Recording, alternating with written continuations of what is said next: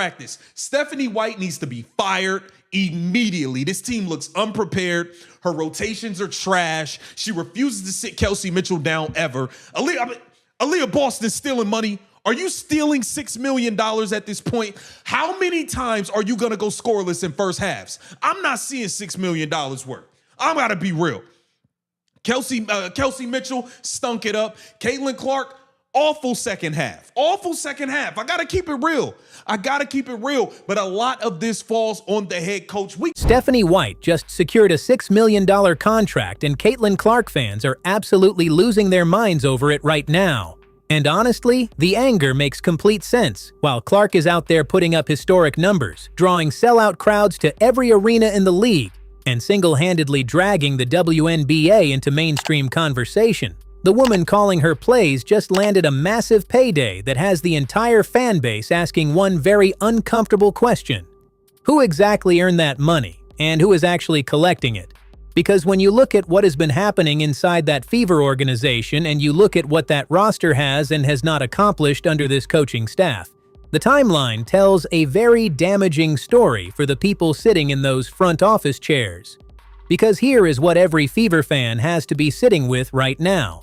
You have the most marketable player in women's basketball history running a system that has repeatedly failed to put her in positions to dominate.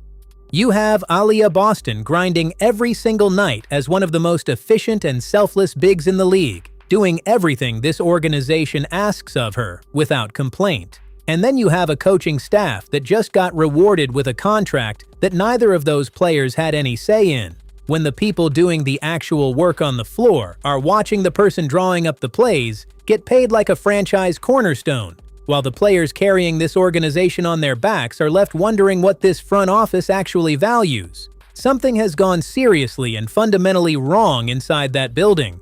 Fans are not reacting out of emotion alone. They are reacting because they have been watching this situation develop for 2 seasons now, and this contract just threw gasoline on a fire that was already burning. Here is exactly why this fan base has officially hit its limit and why this reaction goes so much deeper than just dollar signs on a contract. Fans have been connecting dots all off-season long. They have watched the losses pile up. They have watched the roster decisions that left this team undersized and vulnerable.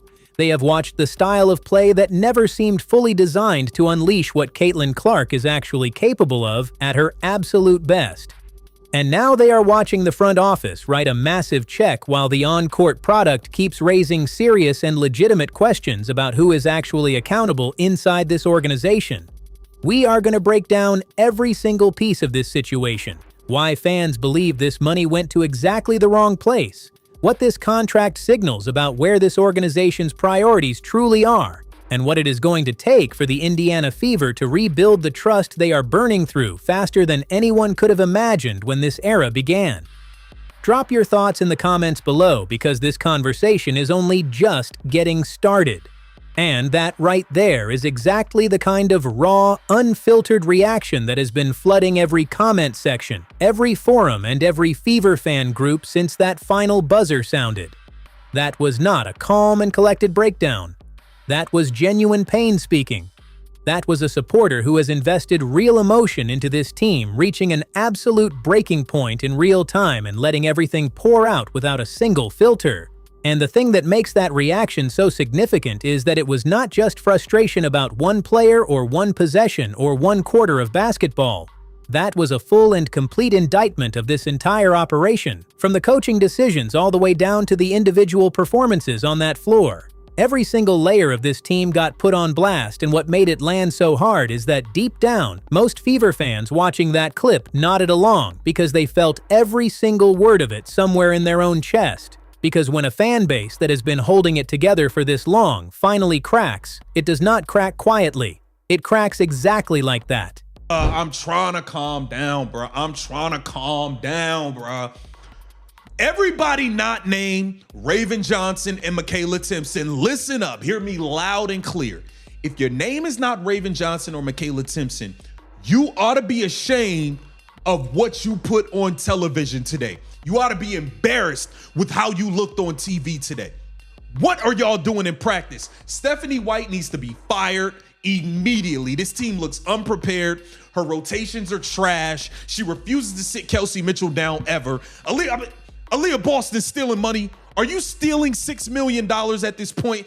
How many times are you going to go scoreless in first halves? I'm not seeing $6 million worth. I'm got to be real. Kelsey Mitchell stunk it up. Caitlin Clark, awful second half. Awful second half. I got to keep it real. So the questions that every viewer has to wrestle with after watching a reaction like that are the ones this organization desperately does not want asked out loud in public. How does a team with this much talent, this much national spotlight, and this much generational star power consistently produce performances that leave their own fan base this thoroughly disgusted and this completely exhausted? How does a coaching staff keep making rotation decisions that the people watching from their living rooms can identify as wrong in real time, game after game, without any visible adjustment or sense of urgency from the people being paid to make those calls?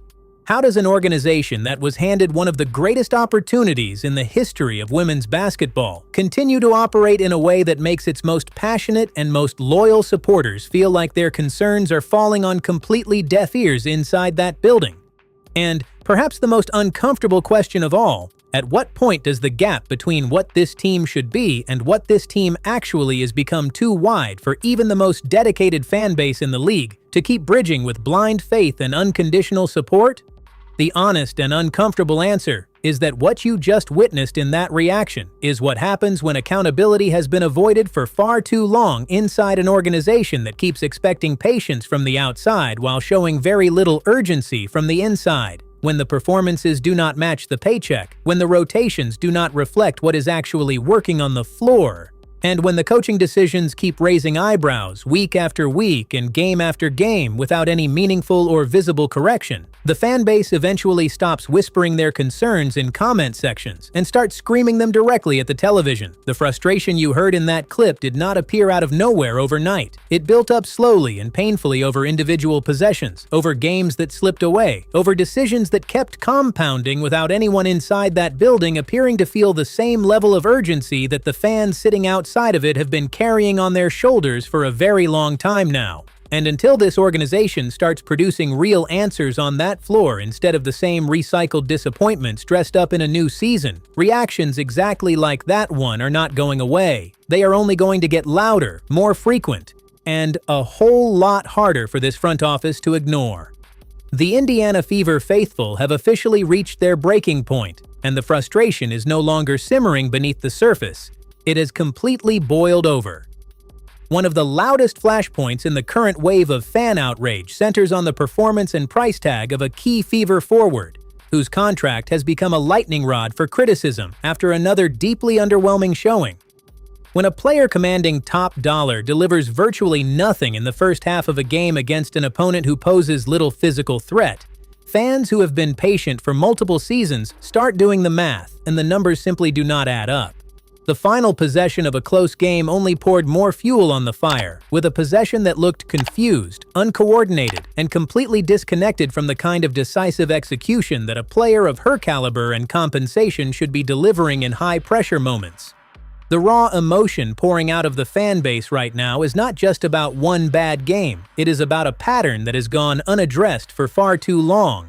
Me back. You mean to tell me $6 million? I'm going to get to Stephanie White. Don't even worry about it. But Aliyah Boston, $6 million. How many first halves are you going to score 0 points? You had 0 points and 2 rebounds in the whole first half versus Leticia Amenwede. She weighed 118 pounds. What are you doing? What are you doing? I want my money back. You stealing at this point. Aliyah Boston is stealing bread at this point. You had a good third quarter. Fourth quarter, we give you the... We running game winning. Can we not run no more game winning plays for Aliyah Boston, please? What the hell was that on the final possession? What the hell was that? You did a spinneroonie, went nowhere, and just threw the ball up. Then on the last, I ain't gonna get mad. It's 0.6 on the last one. Can we stop running plays for Aliyah Boston down the stretch? Please. I mean, it's ridiculous. I'm not seeing $6 million worth, bro. I'm seeing you getting outworked by way inferior talent. And this leads me to Stephanie White. What every viewer has to be wondering after watching this situation unfold is whether the organization truly understands the value of what it is spending, and more importantly, whether accountability exists at all inside that locker room.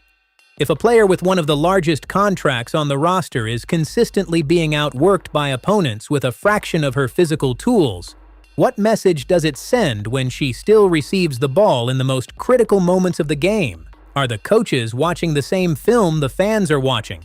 Is the front office comfortable allowing this dynamic to continue while the window around their generational talent keeps narrowing? And perhaps the sharpest question of all, at what point does a coaching staff stop designing late-game plays around a player who has repeatedly failed to deliver when it matters most?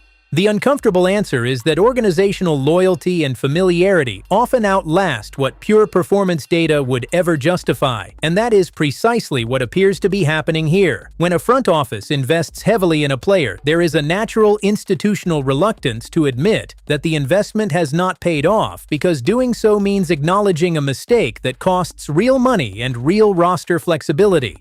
Coaches, too, tend to lean on known quantities in pressure situations simply because familiarity feels safer than uncertainty, even when the results keep proving that instinct wrong.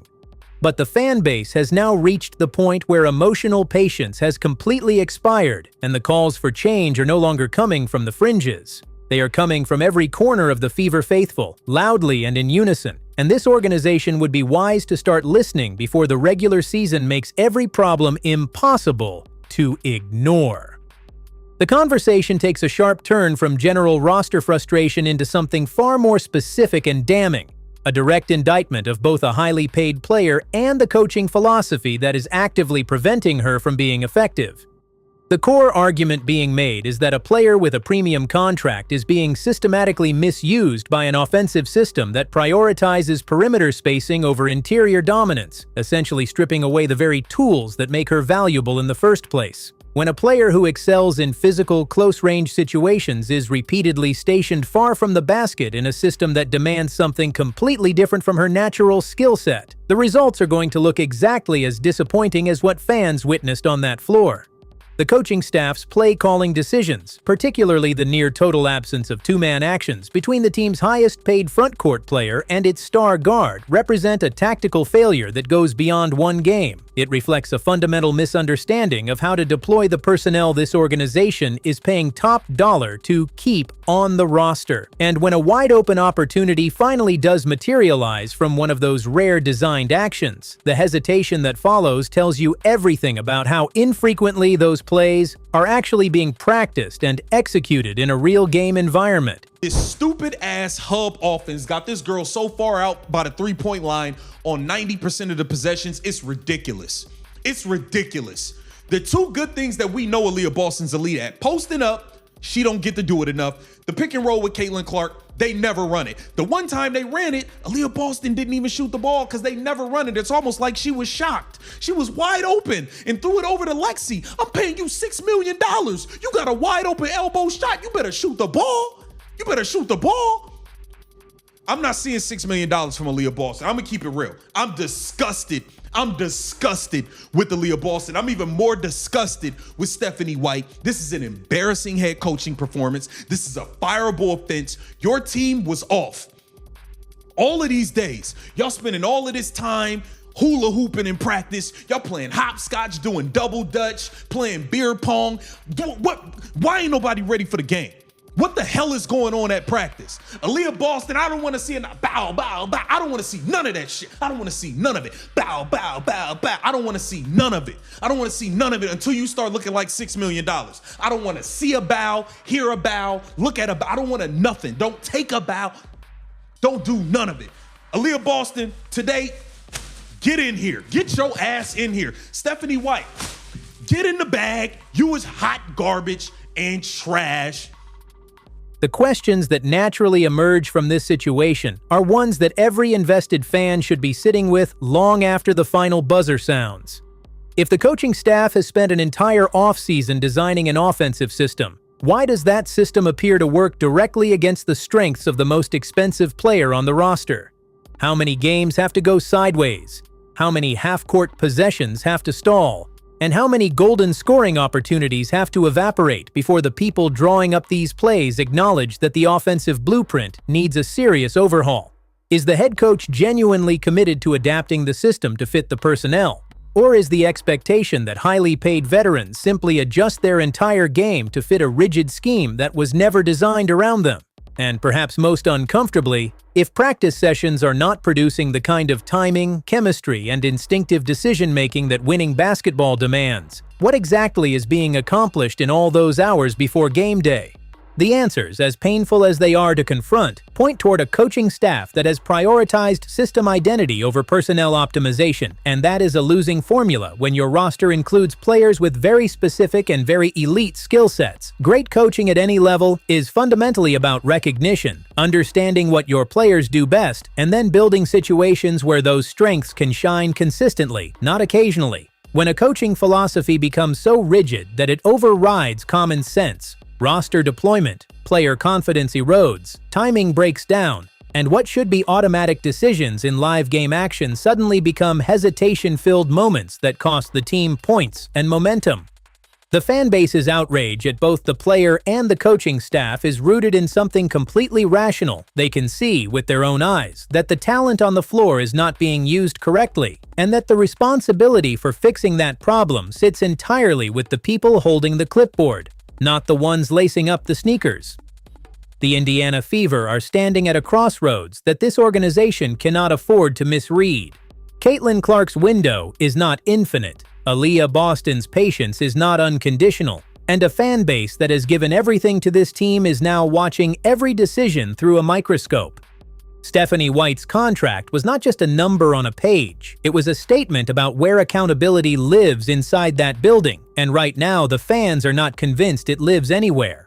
This organization has all the pieces to build something historic, but pieces alone do not win championships.